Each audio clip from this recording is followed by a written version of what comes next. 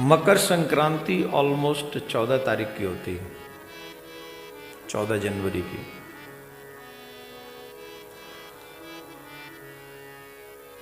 मकर संक्रांति कहते हैं उसको हैं जब सूर्य मकर राशि में प्रवेश करते हैं।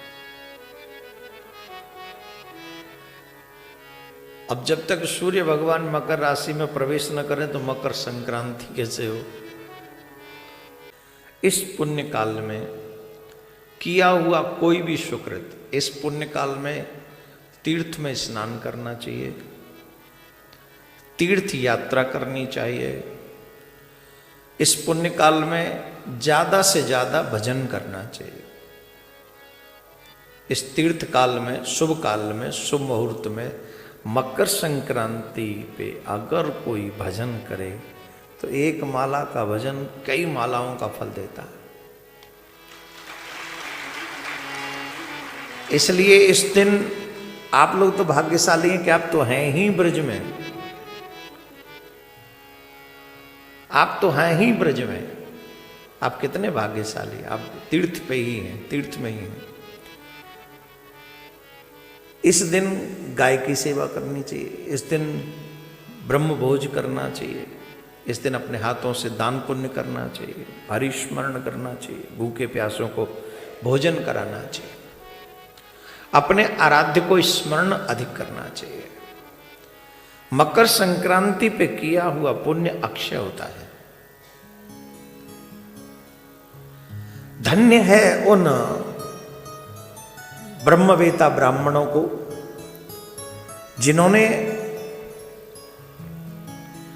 हम सभी को तिथियों के माध्यम से ये बताया कि कब क्या कैसे करना चाहिए।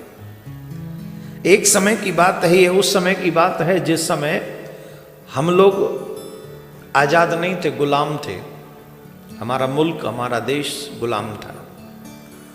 उस समय गंगा के तट पर बहुत ऐसे ही उत्सव था।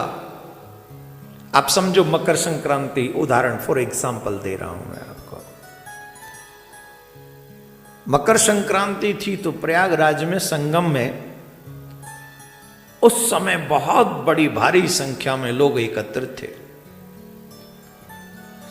तो उस समय एक अंग्रेज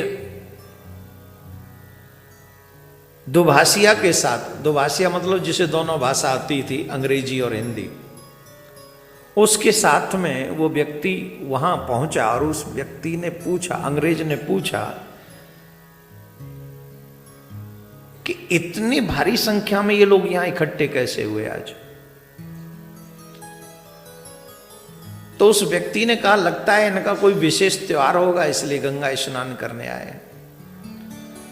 अंग्रेज ने कहा गंगा तो, वो उसने कहा गंगा स्नान करने आए। बोले गंगा तो हर दिन यही है, आज ये लोग इतनी बड़ी संख्या में यहां स्नान करने कैसे आए।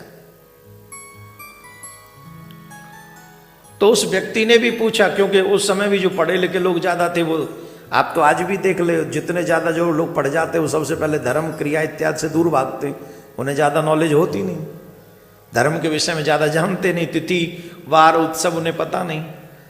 तो उन्होंने किसी से पूछा, बोले भाई एक बात बताओ, आज ऐसा कौन सा दिन है जिसके लिए तुम सब इकट्ठा हो गए।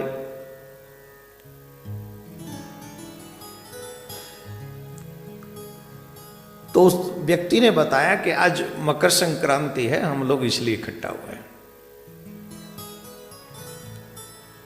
अब अंग्रेज का दिमाग, उसकी खोपड़ी, उसने कहा कि इतने सारे लोगों को एक साथ कैसे पता चल गया कि आज ही मकर संक्रांति।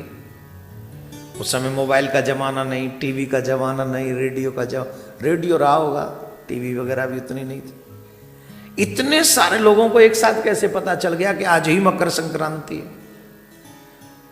तो उसने दुभाषिया ने फिर पूछा, भाई तुम्हें कैसे पता चल गया कि आज ही मकर संक्रांति है। तो उसने अपनी जेब से पत्रा निकाला, पुलिस पत्रा में पता चल गया, इस पत्रा में है कि आज मकर संक्रांति है। ये पत्रा में, पत्रा होता है आप लोग सब जानते हैं, इस पत्रा से पता चल गया। बोला हाँ, ये पत्रा लिखता कौन है। अब वो भागा, किसी ने एड्रेस बताया तो वो वहां गया। अब वहां जब पहुंचा तो वो एक झोंपड़ी सी में, झोंपड़ी है, अंधेरा है, झोंपड़ी है, तेल से दीपक जला रखा है, तन ढकने के लिए बहुत ज्यादा कपड़े भी नहीं है, एक गमछे में गमछा पहना हुआ है, यज्ञोपवीत कंधे पे पड़ा हुआ है, शिखा बंधी हुई है, माथे पे तिलक लगा हुआ है। और वो व्यक्ति एक गरीब ब्राह्मण की झोंपड़ी में गरीब ब्राह्मण की झोंपड़ी है और वहां गरीब ब्राह्मण बैठकर पत्र लिख रहा है।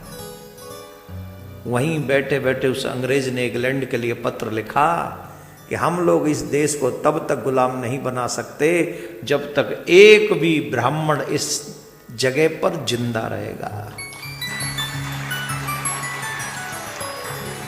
अरे महाराज, जिस ब्राह्मण के तन ढकने के लिए कपड़े नहीं है, सिर्फ गमछा में बैठा है, उसके एक इशारे पे लाखों व्यक्ति तो मैंने वहां देख लिए गंगा के तट पे, जिसमें थोड़ी बुद्धि होगी, जो विवेक का इस्तेमाल करेगा, जो अपन जैसा स्टाइल रखेगा, कथा करेगा, उसके लाखों नहीं महाराज, उसके तो करोड़ों लोगों को वो जहां चाहेगा बुला लेगा। उसने लिखा कि अगर इस देश को गुलाम करना है तो ब्राह्मणों का जड़मूलेन नाश करना पड़ेगा। जब तक ब्राह्मण रहेंगे देश सदा के लिए गुलाम नहीं रह सकता।